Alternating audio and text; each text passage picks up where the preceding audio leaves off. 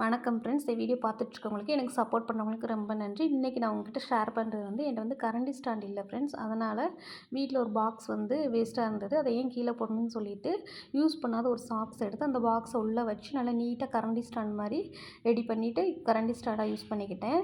அப்புறம் ஆயில் தீர்ந்து போச்சு. நான் யூஸ் பண்ணுறது இதயம் ஆயில் தான் யூஸ் பண்ணுவேன்.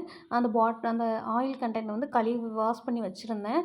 அதை நல்லா தொடச்சிட்டு ஆயிலையும் அதில் ஊற்றி ஸ்டோர் பண்ணி வச்சாச்சு.